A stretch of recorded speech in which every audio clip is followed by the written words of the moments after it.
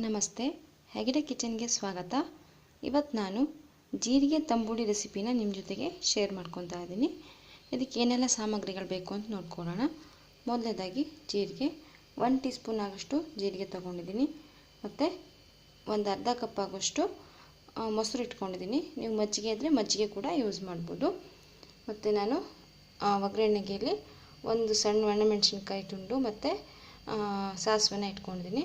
ಮತ್ತು ನಾನು ಖಾರಕ್ಕೆ, ತಂಬುಳಿ ಖಾರಕ್ಕೆ ಹಸಿಮೆಣಸಿನ್ಕಾಯಿನ ಒಲೆ ಮೇಲೆ ಸುಮ್ಮನೆ ಸುಟ್ಟು ಇಟ್ಕೊಂಡಿದ್ದೀನಿ. ನೀವು ಬೇಕಿದ್ರೆ ಎಣ್ಣೆಯಲ್ಲಿ ಕೂಡ ಫ್ರೈ ಮಾಡಿಕೊಂಡು ಇಟ್ಕೊಬೋದು. ಮತ್ತು ರುಚಿಗೆ ತಕ್ಕಷ್ಟು ಉಪ್ಪು, ತೆಂಗಿನಕಾಯಿ ತುರಿ, 1 ಕಪ್ ಆಗೋಷ್ಟು ತೆಂಗಿನಕಾಯಿ ತುರಿನ ತಗೊಂಡಿದ್ದೀನಿ.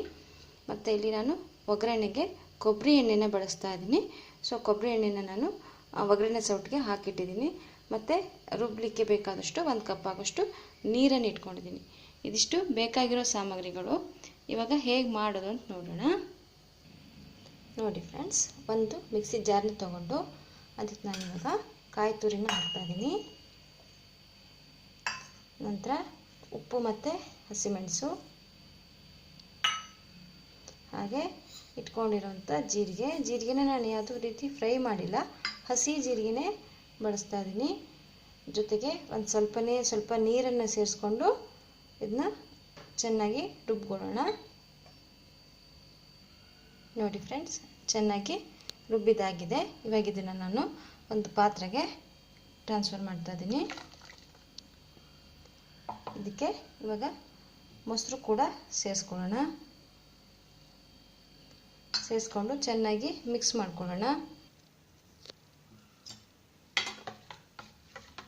ನಿಮ್ಮ ತಂಬುಳಿ ಹದ ನೋಡಿಕೊಂಡು ಇದಕ್ಕೆ ನೀವು ನೀರನ್ನು ಸೇರಿಸ್ಕೊಳ್ಳಿ. ಇವಾಗ ನೆಕ್ಸ್ಟು ಇದಕ್ಕೆ ಒಂದು ಒಗ್ಗರಣೆ ಮಾಡ್ಕೊಳ್ಳೋಣ. ನೋಡಿ ಫ್ರೆಂಡ್ಸ್, ನಾನು ಆಲ್ರೆಡಿ ಒಗ್ಗರಣೆ ಸೌಟಿಗೆ 1 ಟೀ ಸ್ಪೂನ್ ಆಗೋಷ್ಟು ಕೊಬ್ಬರಿ ಎಣ್ಣೆ ಹಾಕಿಟ್ಟಿದ್ದೆ. ಇವಾಗ ಅದಕ್ಕೆ ಒಣಮೆಣಸಿನ್ಕಾಯಿ ಮತ್ತು ಸಾಸಿವೆನ ಹಾಕ್ತಾಯಿದ್ದೀನಿ.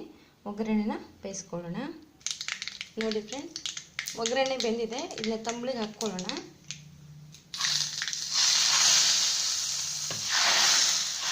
ಚೆನ್ನಾಗಿ ಮಿಕ್ಸ್ ಮಾಡ್ಕೊಳ್ಳಿ.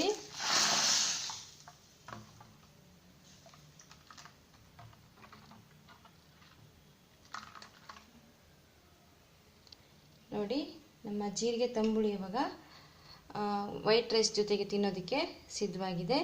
ಈ ರೆಸಿಪಿನ ಟ್ರೈ ಮಾಡಿ. ನಿಮಗಿಷ್ಟ ಆದರೆ ಲೈಕ್ ಮಾಡಿ, ಶೇರ್ ಮಾಡಿ, ಕಮೆಂಟ್ ಮಾಡಿ, ಸಬ್ಸ್ಕ್ರೈಬ್ ಆಗೋಕ್ಕೆ ಮರಿಬೇಡಿ.